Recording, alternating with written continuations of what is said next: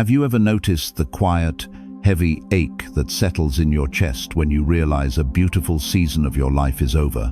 You look around, and the physical world appears exactly the same, but deep within your spirit, you know the air has changed. There is a strange kind of heartbreak in outgrowing a time, a place, or a connection that you once loved deeply. If you have ever felt stuck in the memories of what used to be, emotionally exhausted from trying to recreate yesterday, this is for you. We often stand in the empty rooms of our past, wondering where the warmth went. You might find yourself replaying old conversations, staring at old photographs, or trying to force a current reality to feel the way it did years ago. It is an exhausting way to live. You stand before a door that life has gently closed, rattling the handle, bargaining with time, and begging for it to open just one more day. We wait for something to change, hoping that if we just hold on tight enough, the season will reverse itself. But here is the truth few people want to face. The tighter you hold, the more you suffer. Buddhist wisdom teaches us that our deepest pain does not come from the ending of a season.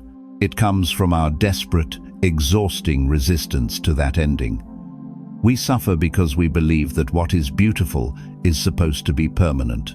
We attach ourselves to a specific arrangement of people, places, and emotions, believing that this exact arrangement is the only way we can feel whole. We confuse the depth of a connection with the promise of its permanence. Imagine watching a beautiful sunset over a quiet ocean. It paints the sky in brilliant, fiery colors, offering a moment of profound peace. But if you try to capture that sunset, if you demand that the sun stop sinking below the horizon so you can keep the light exactly as it is, you will ruin the entire experience. You will spend the twilight in panic instead of awe.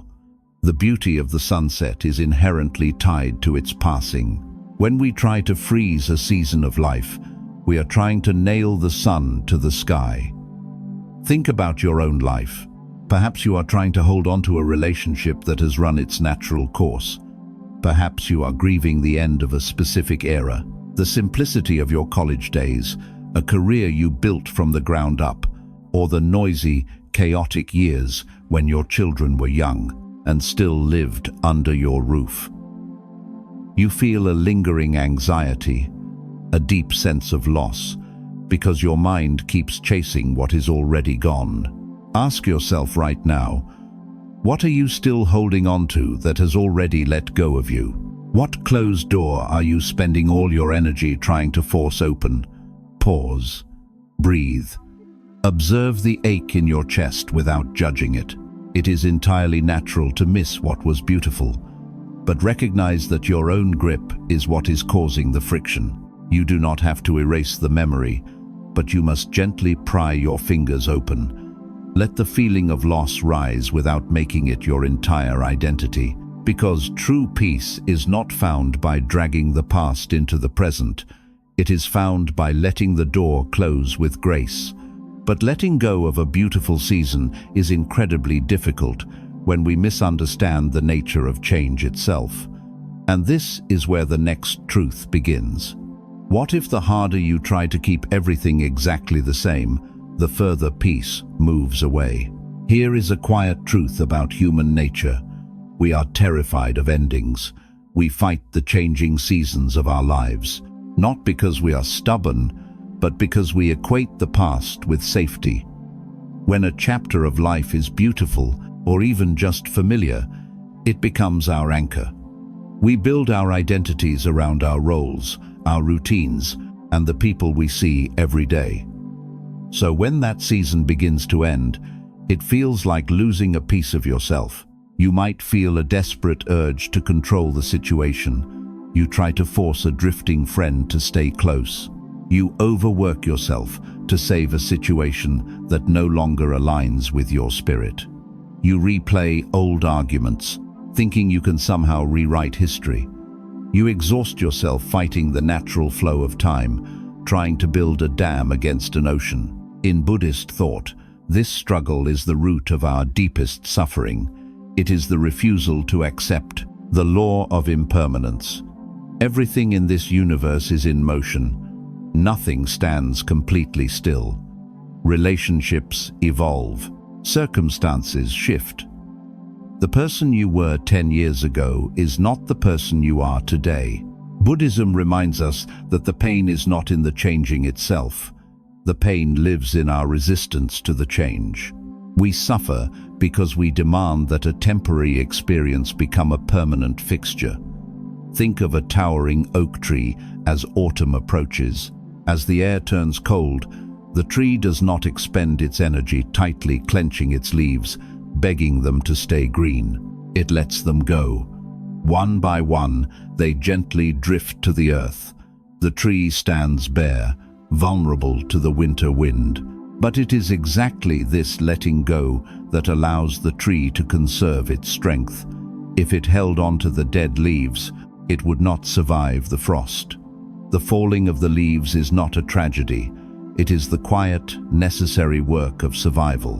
Now look at your own life. How much energy are you spending trying to keep dead leaves attached to your branches?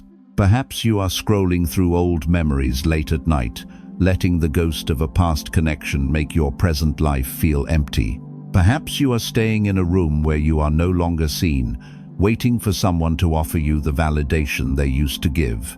You might be comparing your current struggles to a past era when everything felt effortless, beating yourself up because life feels heavier now. You are carrying the weight of a season that has already passed, and it is breaking your spirit. Ask yourself this: what are you afraid will happen if you finally accept that this chapter is over? Are you afraid of who you will be without it? Are you afraid that the best parts of your life are already behind you? Stop. Breathe. Observe that fear without following it. You are not powerless. You do not have to hold everything together. Allow yourself to feel the sadness of the changing season, but do not mistake that sadness for a reason to hold on. Do your part, then release the outcome. The winter may feel cold, but it is making room for a new spring. Because peace is not something you chase by running backward, it is something you make space for right now. But letting go is complicated by the way our minds remember the past. And this is where the next truth begins, because nostalgia can be the heaviest burden of all. 3. The heavy burden of nostalgia.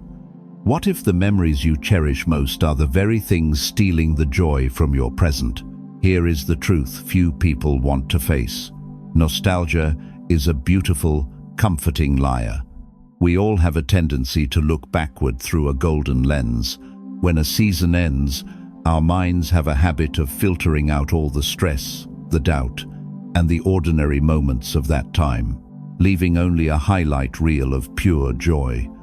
You might find yourself deeply missing a past relationship, a former home, or even a younger, seemingly freer version of yourself. You compare your quiet, complicated present to this perfectly curated ghost of yesterday, and in doing so, you make yourself deeply unhappy. You feel a constant, nagging sense of loss, exhausting yourself by waiting for the current moment to measure up to an impossible standard. In Buddhist thought, this clinging to memory is seen as a powerful illusion. Buddhism teaches that while memories are natural and beautiful, attaching our happiness to them is a quiet trap. When we obsess over a finished chapter, we are not holding on to reality. We are holding on to an echo. The mind builds a comfortable phantom of the past because the present feels raw, uncertain, or uncomfortable. True mindfulness is not about erasing the past, but seeing it clearly, waking up from the dream of yesterday to embrace the living reality of right now. Imagine a traveler walking a long, winding path, carrying a heavy, ornate mirror on their back. As they walk forward, their eyes are fixed firmly backward, staring deeply into the glass. The mirror reflects a brilliant, sunlit valley they passed many days ago. It is gorgeous. It feels safe. But because they are entirely focused on the reflection, They stumble over every stone in front of them. They miss the vibrant wildflowers blooming at their own feet. They ignore the fresh, cool wind against their face. The mirror is a beautiful treasure, but it has become a heavy prison, blinding them to the world they are actually walking through. We carry this heavy mirror in our modern lives every single day. We do it when we scroll endlessly through old photos, wishing we still felt that carefree. We do it when we keep reaching out to someone who no longer values us, desperately hoping they will suddenly become the person they were during the first month we met. We carry the mirror of nostalgia into our current jobs, our current friendships, and our quiet moments alone, feeling constantly behind in life because we are obsessed with an era that has already ended. Ask yourself right now, is this lingering thought bringing you peace, or is it feeding your discontent? Are you living in the reality of your current life, or are you secretly trying to live inside a ghost? Stop, breathe, observe the memory without packing your bags and trying to move back into it. You do not need to discard the beautiful things you remember, but you must set the heavy mirror down. Let the past be a place of reference, not a place of residence. You do not have to chase what is already leaving, but laying down the burden of nostalgia requires us to fundamentally change how we view the passing of time itself. And this is where the next truth begins. 4. Impermanence as a gentle truth. What if the very thing that causes you so much pain is actually the universe's greatest act of mercy? Here is a quiet realization. We have been conditioned to view endings as failures. If a long friendship slowly fades away, we think we did something wrong. If a beautiful era of our life comes to a close, we feel a deep, heavy guilt, as if we somehow failed to keep the magic alive. We look at the empty space left behind and call it a tragedy. We panic. We scramble to fill the void, terrified that the ending of a season means we are running out of time, running out of love, or running out of purpose. We measure our success by how long we can force things to stay exactly the same. But in Buddhist thought, the shifting of seasons is not a punishment. It is the profound, beautiful lesson of impermanence. Buddhism teaches that everything arises and passes away, not to hurt us, but to liberate us. If nothing ever changed, we would be frozen in time, unable to grow, to heal, or to experience the depth of a new day. The end of a chapter is not a sign of failure. It is simply the natural rhythm of existence. Impermanence is not a thief that steals our joy. It is a gentle teacher reminding us that we do not own the moments of our lives. We only experience them.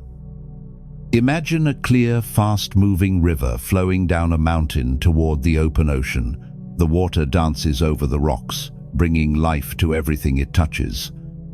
But imagine if someone, fearing that the water would eventually run out, decided to build a massive stone dam to trap it. The water would pool together. It would stop moving. Eventually, it would grow stagnant, murky, and lifeless. The very act of trying to preserve the water is what destroys its vitality. The beauty of the river is not in its stillness. Its beauty is entirely in its flow. We build these dams in our own lives every single day. We try to freeze a specific dynamic in our family, terrified of our children growing up or our parents growing older. We lock ourselves into a career identity, unable to pivot even when the passion has drained away, because letting go feels like giving up.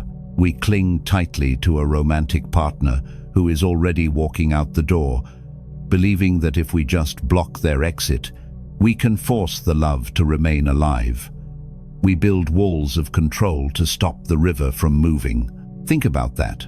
Are you exhausting yourself trying to stop the flow of your own story? What are you treating as a failure, when it is actually just the river moving forward? Pause, breathe, let the current move. You do not have to fight the water. Observe the shift in your life without rushing to fix it or mourn it as a mistake. When a season ends, it simply means it has completed its purpose in your journey. You can let it pass, because peace is not found by holding the water still. It is found by learning how to rest in the moving current. But honoring the end of a season does not mean pretending that it does not hurt. And this is where the next truth begins. 5. Honoring the pain without anchoring to it. What if letting go does not mean you have to stop caring? There is a strange, punishing lie we tell ourselves when a season of life finally ends. We believe that to truly move on, we must somehow become completely numb to the past.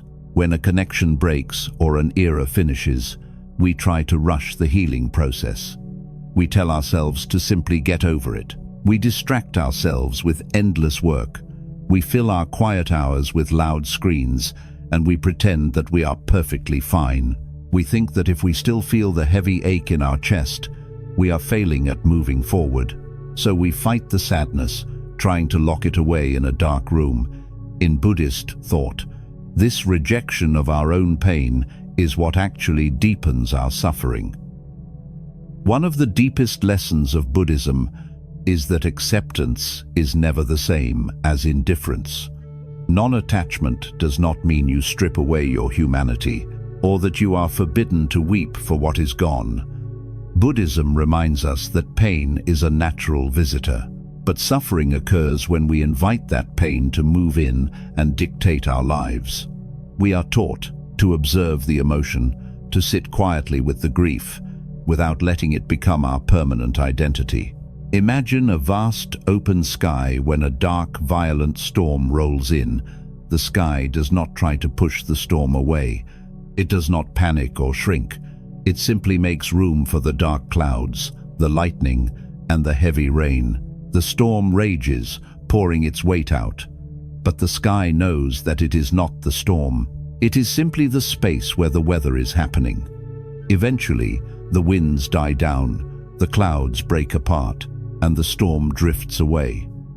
The sky remains clear and untouched. It allowed the rain to exist, but it did not anchor itself to the thunder. We forget to be the sky in our own modern lives. When a meaningful relationship ends, or when we are forced to walk away from a life we deeply loved, we judge ourselves for the tears that follow. We feel a sudden wave of loneliness on a quiet Sunday afternoon, and we panic, thinking we are moving backward. We try to force the sadness out, which only gives it more power. Or worse, we anchor ourselves to the pain, believing that our grief is the only way to prove how much that past season truly mattered. We hold on to the hurt because it feels like the last remaining thread of love. Ask yourself, are you exhausting yourself trying to pretend that the closing of this door did not hurt? Or are you secretly holding on to the pain because it is the only piece of the past you have left? Pause, breathe, let that sink in. You do not have to be numb to be at peace. Let the feeling rise without making it your identity. You are allowed to miss the people who are gone. You are allowed to grieve the chapter that has finished. Feel the full weight of the loss, but do not build your daily life inside that grief. Let the storm pass without becoming the storm. You can honor what was beautiful without permanently anchoring your soul to its absence. But making this conscious choice requires a profound type of bravery. And this is where the next truth begins.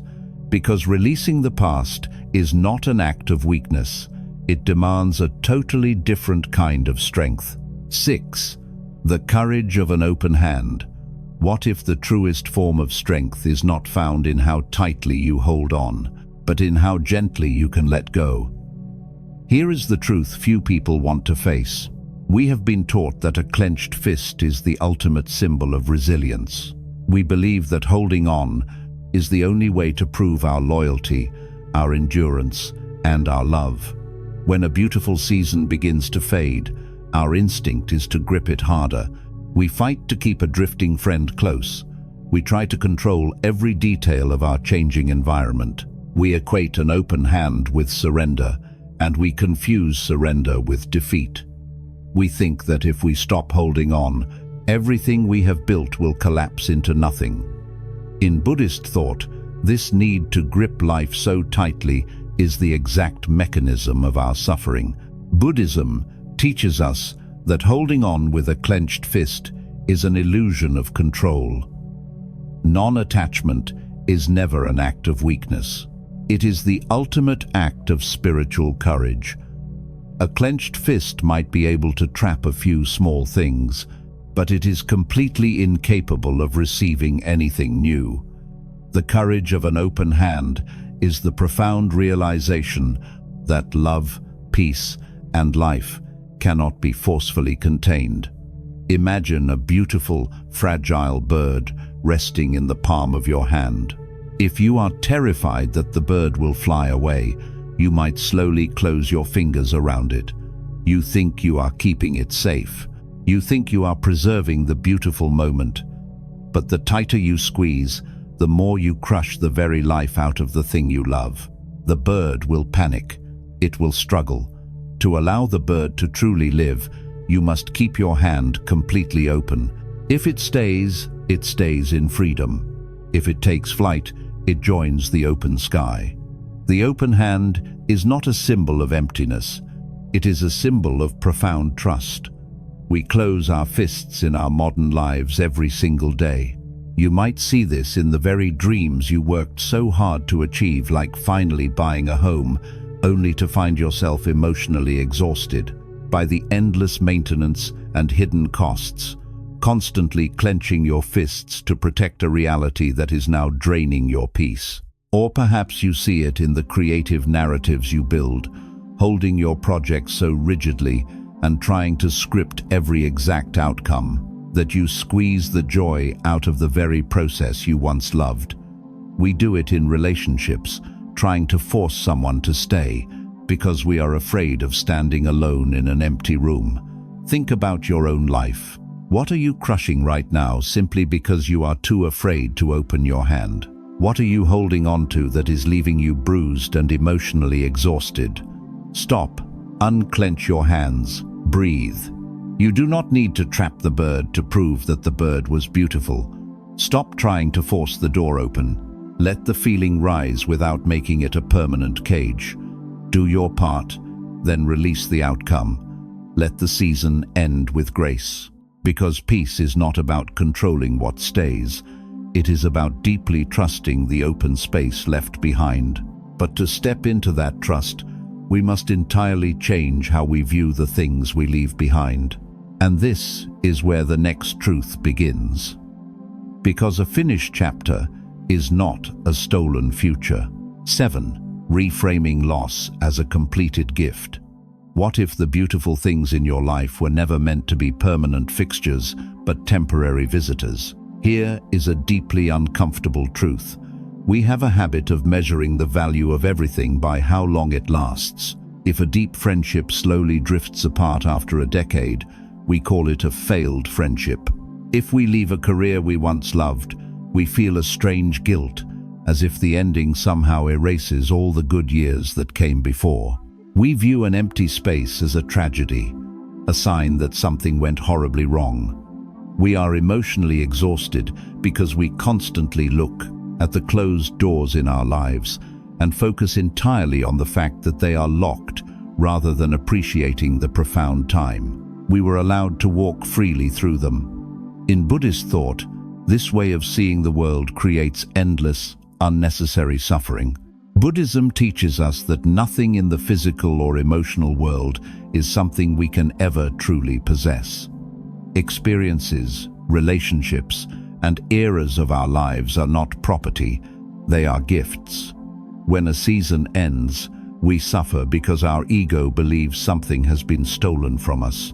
But the practice of non-attachment asks us to look at the exact same ending and see completion instead of loss. The chapter did not fail, it simply finished. Imagine a single candle burning in a quiet, darkened room. The flame provides warmth, softly illuminating the walls and casting a beautiful, comforting light. For hours, it keeps the darkness at bay. It makes the room feel safe. But eventually, the wax melts down to the bottom. The wick runs out. The flame softly flickers and extinguishes itself. You do not look at the melted wax in the morning and cry out that the candle was a failure. You do not curse the flame for going out. You understand that the candle simply completed its purpose. It gave you its light, and now its quiet work is done. We struggle to see our own modern lives with this same grace. We mourn the extinguished flame of a past relationship, failing to realize it gave us exactly the companionship and lessons we needed for that specific era of our growth. We feel lost when an intense project or an exhausting phase of life finally finishes, forgetting that it served its purpose perfectly before the wax ran out. We punish ourselves for outgrowing the environments, the routines, and the people that used to fit us so well. We demand that every candle burn forever. Think about your own life. Look at the season you are desperately grieving right now. Are you letting the pain of its ending erase the absolute beauty of its existence? Are you calling it a failure simply because it is over? Pause, breathe. Stop demanding eternity from things that were only meant to be temporary. Allow yourself to look at the closed door and quietly say thank you. Let the feeling rise without making it a tragedy. Do your part, then release the outcome. You can honor the passing of a season by recognizing that it was a completed gift. It was exactly what you needed, for exactly as long as you had it. But once we recognize the gift, we are left with the heavy question of what to do with the deep emotions that remain. And this is where the next truth begins. Because the love does not have to die just because the season is over. What if the most painful part of letting go is the mistaken belief that you have to leave everything behind? Here is a quiet, heartbreaking mistake we often make when a beautiful era of life concludes. We believe that all the love, the joy, and the growth we experienced are permanently locked inside that specific time and place. If a meaningful relationship ends, we think we have to throw away all the softness we learned. If we leave a cherished home or outgrow an old community, we think the inspiration we felt there can never exist anywhere else. We try to carry the past back, dragging the heavy, empty container of what used to be, instead of simply carrying the love forward. In Buddhist thought, the essence of an experience is never truly destroyed. It is only transformed. Buddhism teaches us that the form of a thing is always impermanent, but the truth it awakened within you remains. You do not have to cling to the physical shape of a past season to keep its wisdom alive. True non-attachment is not about discarding the beautiful things you felt. It is about separating the feeling from the form. It is the profound realization that the light you found in the past is now a permanent part of your own spirit. Imagine a radiant, vibrant flower blooming in a quiet garden. For a short season, it opens its petals to the sun, bringing profound beauty to the world. But as the season turns cold, the petals dry, wither, and fall to the ground. If you try to tape the dead petals back onto the stem, you are exhausting yourself fighting the truth of the garden. But the flower did not truly vanish. Before it fell, it dropped a quiet seed onto the dark earth. The seed rests in the darkness, carrying the exact same life, ready to become something entirely new. You do not need to save the old petals to carry the life of the flower forward. Look at your own modern journey. The deep compassion you learned from a friend who is no longer around does not disappear just because their chair is empty.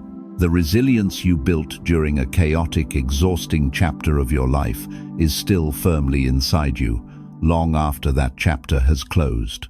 The pure, overwhelming love you felt during a past relationship does not have to turn into a heavy, bitter stone just because the connection broke. We suffer because we think the beautiful emotions belonged entirely to the situation, but the capacity for that love was always yours. You can take that exact same softness, that exact same light, and gently offer it to the new life waiting in front of you. Ask yourself, are you throwing away the beautiful seeds just because the petals have fallen? Are you trying to carry the heavy, exhausted soil of the past, instead of simply carrying the light? Pause. Breathe. You can keep the love. You do not have to keep the container. Observe the warmth of your memories and let them empower your present rather than haunt it. Let the feeling rise without making it an anchor, because peace is not found by resurrecting what is already gone. It is found by letting the past become the rich, quiet soil for your future. And this is where the final truth begins. Because standing at the threshold of a closed door simply means you are finally ready to turn around. 9. Stepping onto the new path. We began this journey standing in the empty rooms of our past, feeling the heavy, quiet ache in our chests. We talked about staring at a door that life has gently closed, rattling the handle and begging for a finished time to open just one more day. We explored the deep exhaustion of trying to recreate yesterday, the heavy, blinding burden of nostalgia, and the terrifying, beautiful truth of impermanence. For so long, you have been carrying the weight of a season that has already passed. You have been clenching your fists, trying to trap the sunset, terrified that the end of this chapter means you are running out of love, running out of time, or running out of purpose. But look how far your perspective has shifted. You now know that the falling of the autumn leaves is not a tragedy, but the necessary, quiet work of survival. You know that a storm can roll across the sky without you needing to anchor your soul to the thunder. You understand that the candle was not a failure simply because it finally melted down. It was a completed gift. That beautiful season of your life gave you its light, its warmth, and its lessons, and now its quiet work is done. Buddhism reminds us that true inner peace was never about controlling what stays. It is about deeply trusting the open space that is left behind. You do not have to forcefully erase the past, but you must stop demanding that it become your future. The profound love you felt, the quiet compassion you learned, and the unshakable strength you built, those beautiful things do not belong to the empty room. They belong entirely to you. You are the soil. You carry the seeds. Think about the immense, quiet freedom that is waiting for you right now, just on the other side of your clenched fist. Imagine taking a deep, full breath and finally deciding that you do not need to fight the changing seasons anymore. You do not have to be the stone dam fighting the fast-moving river. You can step away from the locked door. You can set the heavy mirror gently on the ground. You can allow the current of your life to flow exactly as it was meant to. Ask yourself, as we reach the end of this profound journey, are you finally ready to walk forward into the open space? Pause, breathe, observe the newfound lightness in your hands. The transition between seasons is always uncomfortable. It is natural to feel a lingering fear of the unknown. But true self-respect is knowing when an experience has given you everything it can. True non-attachment is the quiet, profound courage to look at what was beautiful, to say a sincere thank you to the past, and then gently, purposefully, turn your face toward the morning sun. You are entirely capable of carrying the love forward. You do not need to carry the past back. If these lessons touched your heart, share this video with someone who may need a little more peace today. You can let go now.